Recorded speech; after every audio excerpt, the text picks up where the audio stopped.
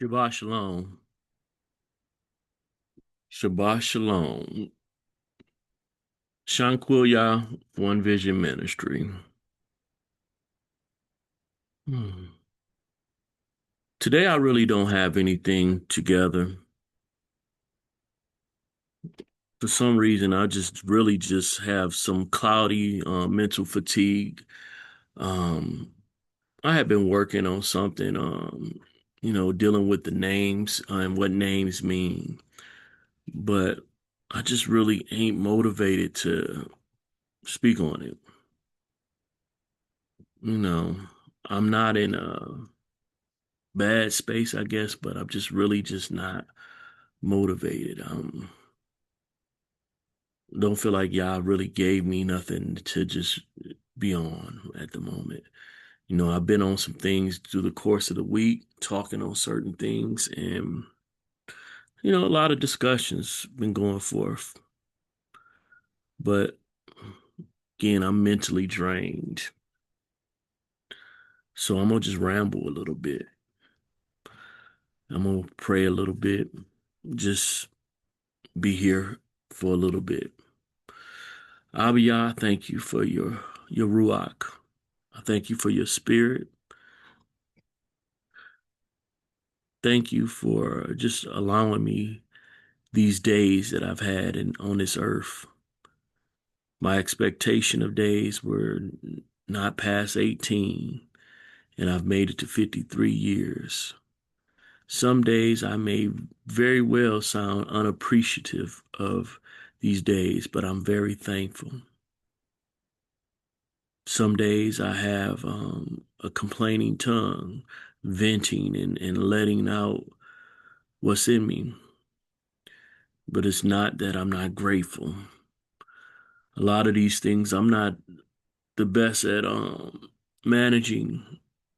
And so it's better to let it out than hold it in and explode. And that's probably my way of dealing with things. And I pray that as I get older, that you give me better ways and better methods. I'm 53 now, and I don't want to come to end due to stress or blowing a valve, doing something that's not representative of you. I just, thank you for the beautiful wife you've given me. Every time I get to see a new first for my children, I'm excited by it. There was a new first yesterday. I'm not going to give you the details, but still, I'm pretty sure she enjoys that first, and so I enjoy it as well. I thank you, for opportunity. Though my business is not consistent all the time, I still get to do business, and I get to do something I enjoy, and so I'm appreciative of it. Some days, though, I feel like I'm in Groundhog Day. I feel like that it's rinse and repeat. Get up, go to work, go to rest, and then get up and do the same thing again. So I'm definitely thankful for the Shabbat where I can just chill. Usually, it's on me to bring forth a message. So today, this is going to be brief, and I'm just just for the opportunity that you give me to talk to some people. I do feel that a lot of times the words that are put in my mouth don't touch many ears. But the ears that it do touch, I'm appreciative of that because the conversations that I have, those in the inbox, those that I have just on the phone or directly, they do encourage me to keep moving because I know that I am of use. It's not always about numbers, but it's almost every time about the effectiveness in dealing with the individuals as well as the small groups so that they may hear unfiltered word from you.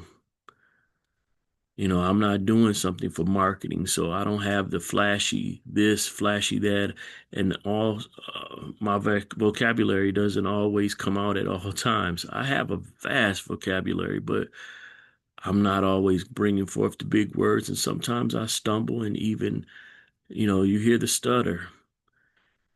It's not well polished, and it doesn't have to be because it's real and it's from me.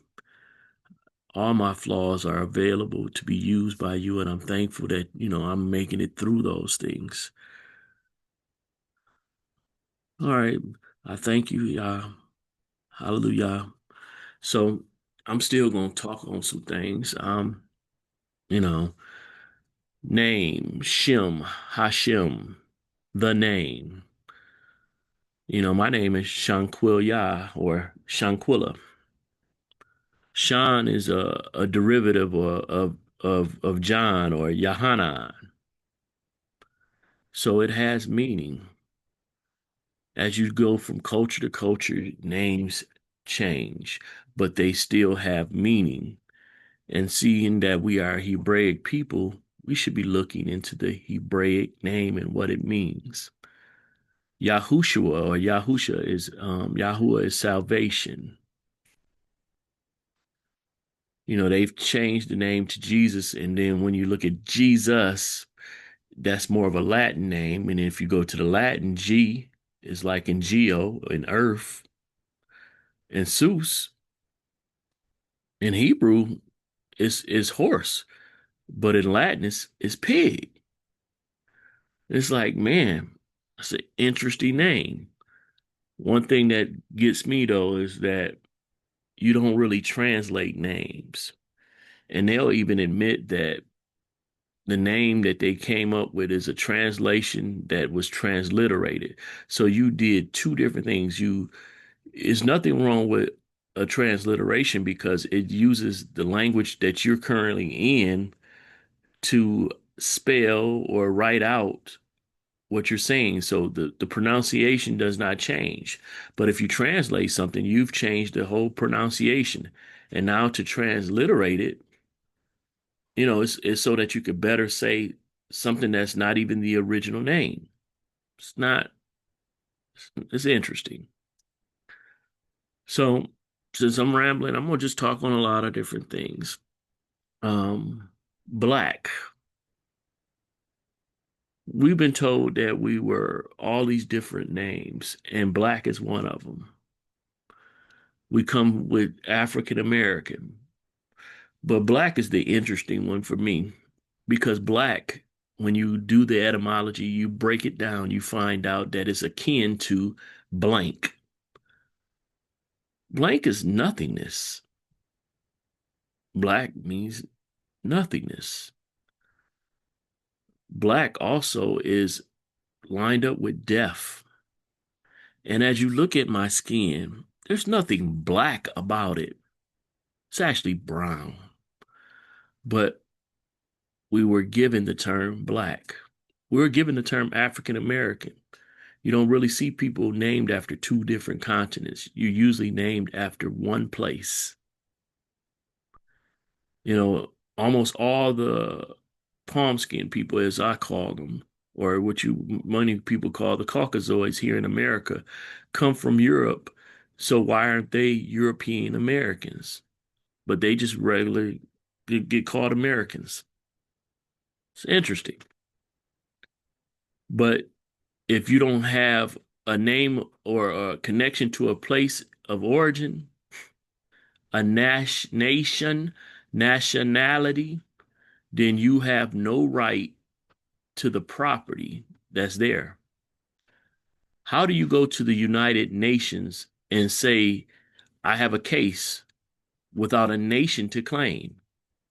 If you're saying you're African American, then which one is it? Those are two separate places and continents. Where's your claim at? You don't get to make a claim with the United Nations because you don't claim a nation. You claim in two, so which one is it? Black is not a nation. Now, if you were to even, go and say, okay, well, we're the Negro, and say, people try to say Negro means black, but, if you go back and look at how they call it niggas or niggas, People don't like the term, but if you Negus, niggas, it's just all about how you say it, how you pronounce it. But negus is a term that points to royalty. It's an Ethiopian term. But if you're mocking someone, you say it a little bit different. Dang old niggas. But, we get smart. We smart. So if you keep calling us that and we start looking and we find out, oh, you're mocking us because we're in a poor state and we were actually royalty. Now, all of us wasn't royalty, but we were part of a royal bloodline. You start connecting dots. Exodus 19:5 and 6 says that Yah chose Israel to be royal priests if they just obey him. But of course, Deuteronomy 28 says if you obey, you will be shown favor. But if you disobey, you're going to be cursed and dispersed. We're dispersed everywhere. So with us being dispersed everywhere, doesn't it match that we're under a curse? And then if we're called black, is that not a byword? Even niggas, when you mocking us, it's a byword. African American, a byword. If you're looking through Deuteronomy 28, it talks about we will be called a byword. But of course, even some of them, the talented Hebrew teachers nowadays are saying that's not talking about us. And I'm like, okay, I hear you. Oh, and they'll point to in the Bible a different time, but I'm like, one thing that I notice personally is that just like how I'm feeling in this mode right now, this is October. My first marriage was around the October time, and that thing was not wasn't a pleasant time. And so circular, your emotions sometimes be circular during certain time periods and stuff like that. Like, some people when somebody dies and it comes around the time of their death, the grieving it's like a weight hits them. I died with that first marriage as a person. I didn't die completely like my natural body didn't die, but there's a part of me had died, and it so happened that I'm alive now. But when it gets around this time, it does feel like a thick cloud. It was amazing that I didn't notice that even going through after my divorce, almost every year I was in the friend of the court or dealing with the court in October, or what's called October. I was always battling something spiritually, physically, naturally in October. And so a weight falls on me, and this is something I'm trying to fight through. And so I'm feeling strengthened, but yet something is trying to cloak over me right now. And I'm fighting it. I'm not giving into it, but that's why I'm still talking. I could have not did a message today at all because I didn't feel motivated to do one. But as a people, circular. So let me get back to my focus. Abraham was told that his descendants would, have some issues. And you look at Israel through the Bible and you see circular behavior. Whenever they disobeyed, some form of bondage, some form of affliction came their way. It was consistent. Do this and you'll be favored or baruched, but you do this, you'll be cursed. And so whenever disobedience, so they'll say, oh, when they were in Mizraim, that's what it's talking about. But then you see Babylon. You see the Persian, all these different, you see the Romans and the Greeks in the land, and Yahudi. during the time of Yahusha. Al- Something always happening with them when they disobey. Circular. So it's basically the same process is able to happen over and over again until you break that process. And a lot of times there's no breaking it because it's there to remind you to be humble so that you can tap in and realize that you need Yah. Because a lot of times when things are going well, we get so confident that I'm good and you're not being tested. No pressure is on you, then your muscles start to fatigue. If you're not using the muscles, you lose the muscles. So a lot of times people look at my discussions on Facebook and say, "Oh man, they battling and they debate." I'm not debating with them. I'm staying on my position, and if they stay on theirs, I'm fine with that. But I am sharpening my sword by me having these discussions. My memory is not as strong as it used to be, but it helps me trigger my emotions and push the emotions to the side. But now, what's in me, the learned things, I'm able to focus those things to the discussion. Because, yeah, when they call me out my name, I'll be wanting, what? But I said, nah, I may pull away from the discussion and come back because it's not about letting my emotions rule me, but it's about having the discussion and dialogue so that we can reason. And even if I don't believe they're getting anything out of it, I have to remember that there's not just me out there because social media is social. So an audience of people can see that dialogue and say, this confirms my belief. Or it could be something that starts showing them that what they were believing is wrong, one way or the other. But the audience is able to disseminate the information and either gain from it or repel it. It's not just for my benefit, but best believe I love Facebook memories. I go back to those memories and read those things over and say, okay, where have I grown from this point? Do I still believe this is relevant? And if not, where have I moved towards Yah away from that situation? But let's go back up again.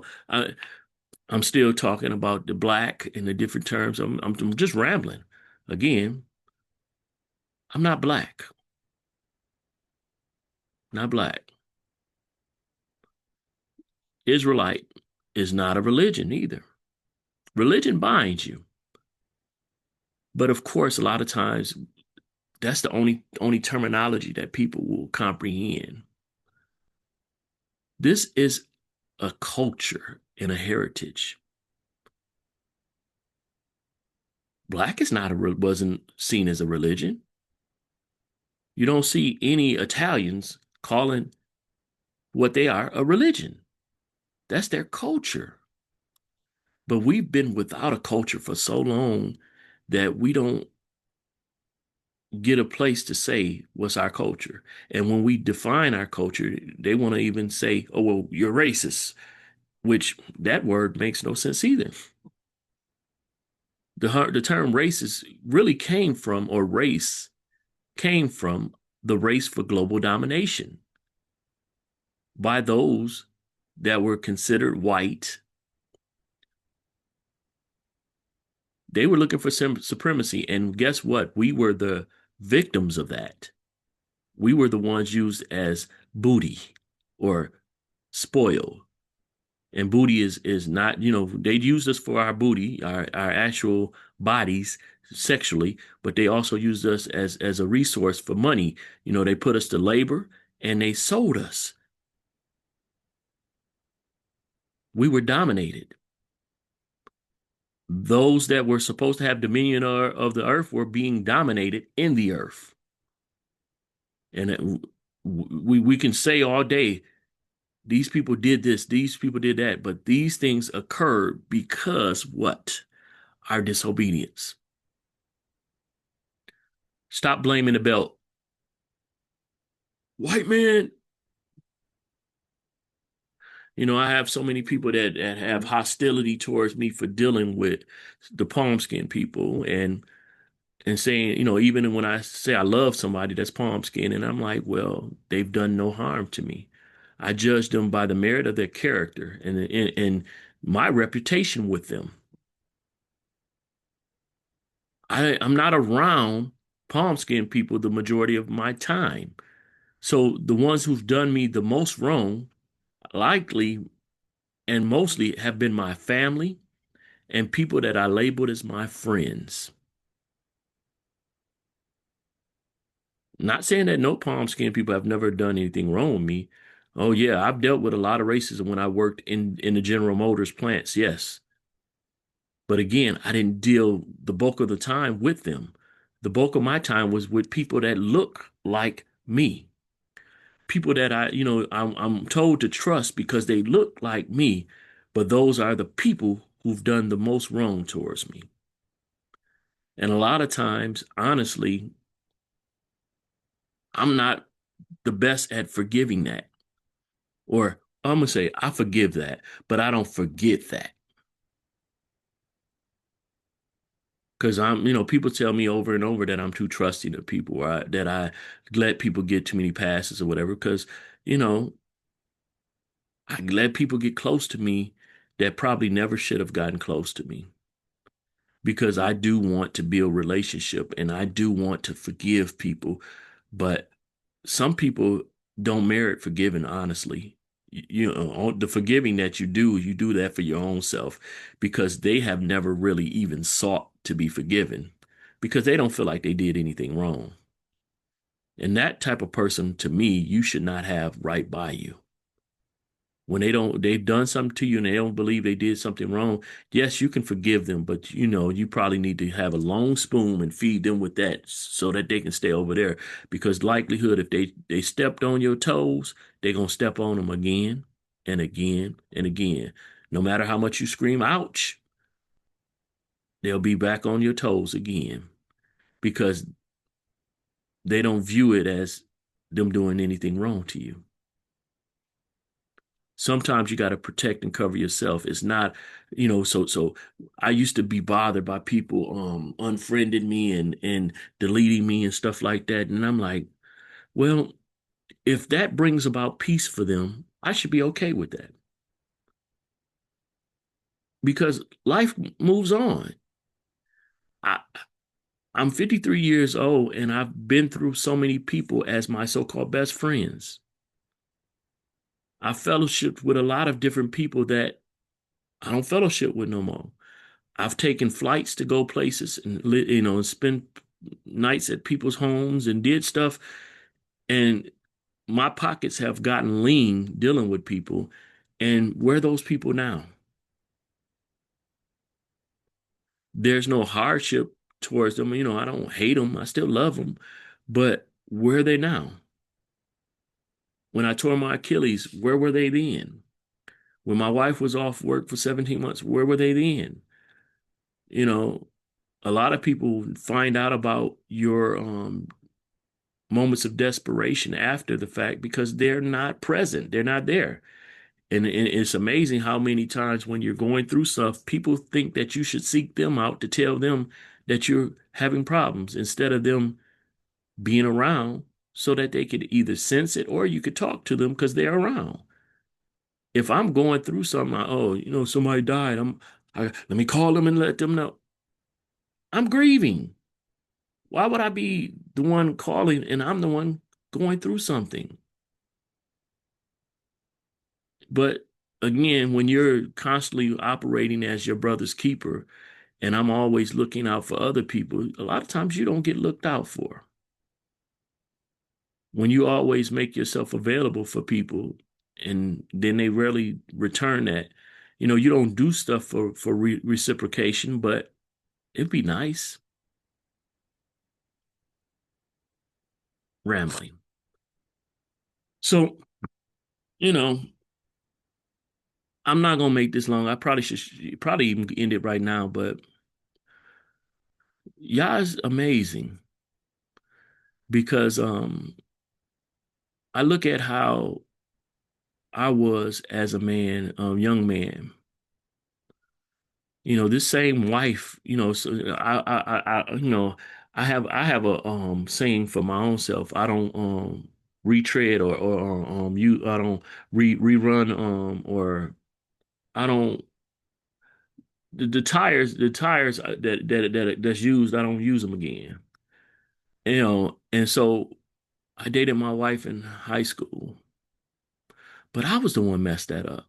She not a retread. I'm the retread, actually. So I'm thankful that she allowed me an opportunity because I messed that thing up real bad. Where it's amazing that she trusts me because I broke her trust so often. But by the grace of Yah, she sees me. I can talk to her, and we 23 deep, 23. Well, this will be we 22, but we'll be to 23 when it comes up to our anniversary deep. My best friend. She done been through some stuff with me. When we was going through the friend of the court stuff, we spent way over $20,000. Ooh, she could have been like, "Oh, I'm out."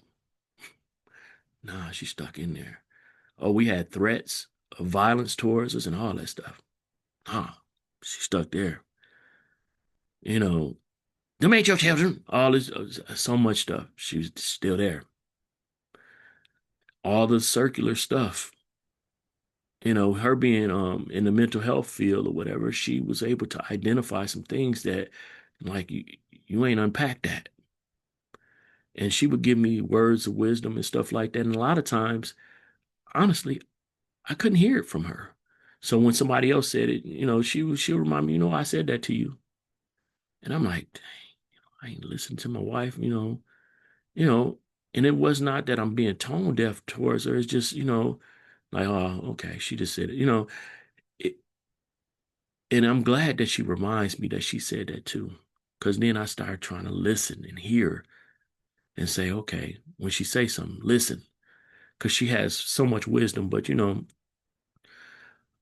me coming from a household, female dominant family, matriarchy, I was raised, even told at a time that if you want anything done right, you get a woman because the men did not show much promise.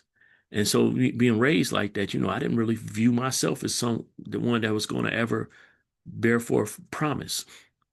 And so now that I'm a man and I'm a patriarch, I don't align with the woman mindset on stuff or whatever. I'm labeled a woman hater. And if you really, really know me, you would know my issue more so with men. I can't stand when men don't step up to the plate and handle their business. So I'm not mad at women when they do so, but I hate the fact that they have to. And then when a man is viable, I hate that now you have a viable man, you won't get out the way. And I get it. I see why they don't get out of the way because they can't trust.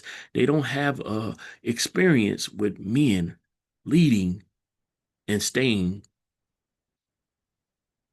in the race. So happened though, I married a woman that had a father that was awesome. He's not here with us anymore, but that man even took me on, like look, a lot of women, their mothers and their fathers can say something to them, and they like, I'm gonna do that rather than what my husband say.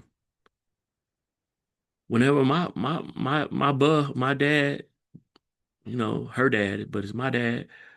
Whenever he asked her something, he said, "What does Sean think?" He would put me in the mix, and say, well, ask your husband before you do this for me. He would never overstep me, and I had a hardness like, I wish a nigga would, I wish a, overstep me, because of my first situation. And that man never, ever, ever, you know, honestly, I'm gonna tell you something, not people, I can be transparent. I was hugging that man one time and I kissed him on his forehead. It caught me off guard, like, what you doing? And everything in me wanted to say, oh, that's gay. No, it wasn't gay. Man, I was me. I seen a father, and I'm like, I love this man. I'll wait for the day that my son kisses me on my forehead, cause I know it ain't no attraction type thing. It's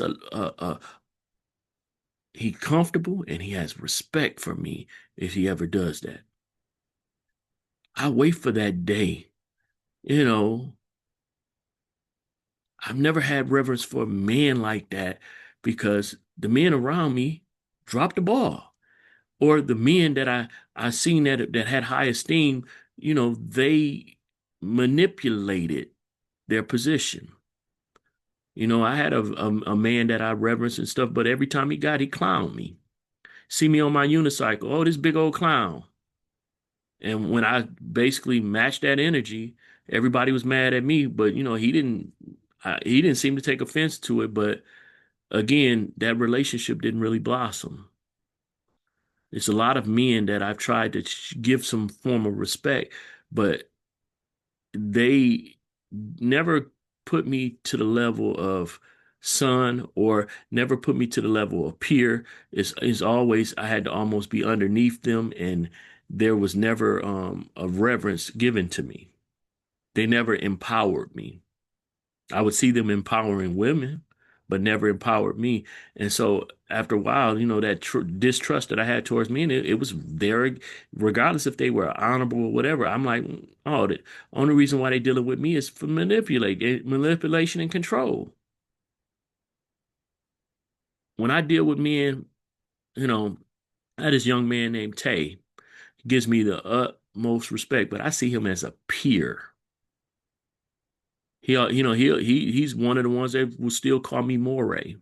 Most people took that title away or stopped calling me that, but he still called me Moray. You know, and I view him as a peer. But he calls me or texts me for my advice. I have a couple of friends that's older than me that even seek me out for advice, and so that's like, man, one of my best friends now, see, and I recycle best friends or go through them or whatever. But right at this moment, my closest person I talk to right now is Lamar, and that brother's thorough with the word, but that's my my peer. My brother Davis is one of my favorite people on earth, and we talk here and there. Thing is, trip it out. When you're making these videos, this is time. I don't know if anybody consistently watches my videos other than my wife. And I'm not like making it an obligation or anything, but you can tell when someone breaks away from their time, because people will watch YouTube videos, they'll watch reels and all this stuff. But if they actually take the time to watch your videos, that means something. My aunt Craig actually watches my videos. He actually shared one the other day, and that just like, wow. I watch his videos too. They're very entertaining. That brother loves to walk. But that shows you gave up something that you value, your time. Reading through my posts don't take long, but watching these videos, that take a bit. And again, I be rambling sometimes, so I'll be all over places and stuff. So you might get some meat here, but you might get some snacks, Scooby snacks there.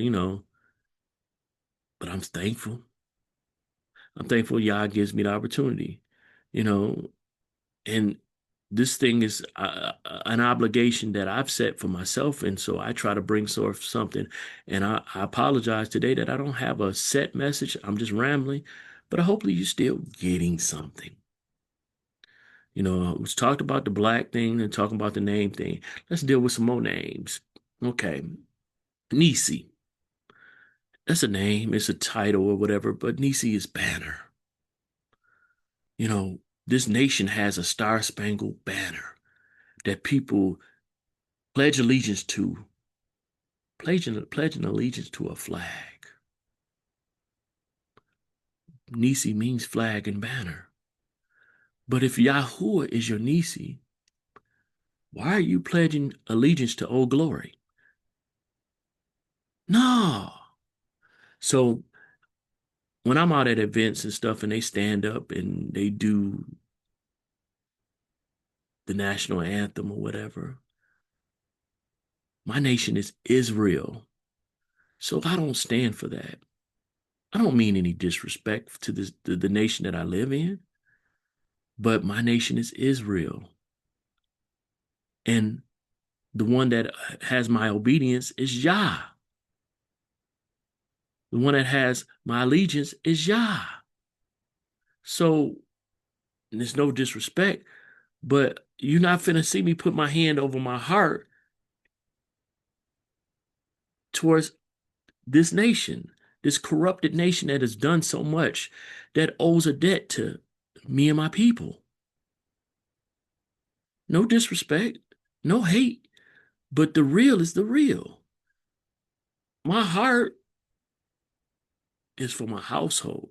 My heart is for my King Yahuwah. My heart is for the high priest Yahusha. My heart is for my nation, Yasharal. My heart is for my household. Got to watch what we doing, but we don't know what these words mean. We don't align to it. We don't realize that a lot of this stuff that this world is having us do is idolatry. You pledging allegiance to a flag. That's an idol. That's a symbol of this nation. And this nation says is undivisible under God. But what God is that? That term God comes from God real anyway. Yah has a name. This nation is not serving Yah. If it was, it would not have stolen his jewels, his valuable people. It would not have put them in bondage and used his words to manipulate them to stay in bondage. It tells you to honor your master and stuff like that. But how can somebody who kidnapped you and stole you, when the kidnapper and this man stealer is supposed to be put to death, how can that be your master? When you kidnap and steal somebody, you're supposed to be put to death. So that's not your master. The master was somebody that you basically pledged yourself under, or you submitted yourself under, not somebody who stole you. Now, if we would have lost a war, then rightfully so, we would be the the casualties of war. But no, they stole us, sold us. There was no war involved. A lot of times they snuck into villages. They snuck in, or they had other people sneak in and stole our ancestors. I know that movie Roots probably hadn't, it was more of a fictional story. It's not true, but a lot of that stuff is basically describing how it would happen. A lot of the terms that, words mean a lot. When they would take us and breed us, a lot of times they say, "Oh man, that's a strong buck." So somebody like me that's 6'4", strengthened and whatever, and almost 300 pounds, they're like, "Oh, he's strong buck. We're gonna breed him." They didn't care who they breed you with. So it been many times they put a hood on your head and a hood on the person you with and put you together. But the funny thing is that sometimes some of the best breeders of women, it could be your own mother. And so they would mock you by calling you a mother. You didn't even know until you knew. Or you knew when in the act, because you touching and feeling that's your mom, but they would do that. That's some evil stuff to have somebody forced to lay with their own mother. But this is what this land has done. And yet we're supposed to be so forgiving and never want recompense. I say recompense, but it's recompense. We're not vengeful people. We always are forgiving. See, if they were in the same position and seat, they would want revenge. I think sometimes we need to want revenge too, but vengeance is Yah, so we're gonna let him handle it. But sometimes, hmm, sometimes it puts a weight on you, and you end up in how I'm feeling. Well, I'm feeling better right now because I'm talking. I love to talk. That's something that I don't get much either. I talk a lot, but sometimes I don't have beneficial talks, spiritual talks, because sometimes you gotta dumb it down for the audience that you're in. If you're at work or whatever, you're dealing with people that don't believe like you. So when I get on my one, I got a new coworker that I know outside of there, there's an Israelite, man, we get to talking and it be feeling so. I'm like, man, we just had ministry, but yeah, anyway. But the circular aspect of things, that forgiving aspect, we forgiving stuff that need to be dealt with sometimes. We waiting on Yah though to do it, but sometimes, you know, right in that moment, you know, people just because they got a title, they got a badge, they got whatever, feel like they can just do any and everything to us, and we just gonna have to take it. We ain't gotta take it. And Yah has been okay through his book with us not taking it. When Sechem took Dinah, Levi and Shimeon, Levi being who ended up being the priesthood, they went and handled that whole people. Now it was called to be a wicked thing or whatever, but what happened to them? Levi, his bloodline ended up still becoming a priest. If he was so defiled and what he did was so wrong, why would they people become the priests? Because he had righteous indignation. No, you can't do this to my sister. You can't do this to my wife. You can't do this to my daughter. You can't do this to my mother. There's nothing wrong with having a mindset that, no, you can't do this. Self-defense is a right. When people keep doing stuff to you, yes, take it to Yah, but he will allow you to handle that. He ain't the only one. David handled a lot of stuff. Samson handled a lot of stuff. You go through and you find people handle a lot of stuff. Yahusha even handled some stuff. When he walked into the temple, he seen the money changers in the temple that was supposed to be set apart for Yah. He wrapped up a scourge and started whooping tail. This non-violent man that, by the way, that the world has taught him, whooping tail. Sometimes you got to whoop tail. Well, I done work myself up a little bit out of my little rut. No, I didn't have an organized message, but I'm feeling a little more energetic, and it's a day of rest, so I don't want to get too excited. I want to chill. So I'm gonna get ready to get me something to eat and spend some time with my wife. But forgive me for not having a organized message, and hopefully still some type of fruit or edification came from this. I still open to constructive criticism. I love dialogue. If you knew me, you know me. You know I love to talk. I've given my number out to many people and they don't call, but I'm open to talk. I make time to talk. I love to talk. I don't, all of that. You see, I type a lot or whatever and put a lot, but I love to talk. Yes, I do. But I didn't like to it as a young person. That's something I grew into. Yah has changed me into something different than what I was, and I'm thankful. I used to be the small guy. Now I'm the big guy. I used to be the angry person. Sometimes I'm still angry, but I don't act on it. Now that I can, I don't. When I couldn't, when I was being bullied and stuff like that, I wished that I could handle stuff. Now I can, I basically refrain because Yah has me.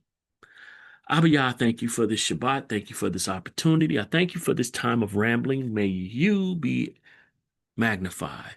Yada Yahuwah, may you be glory at all.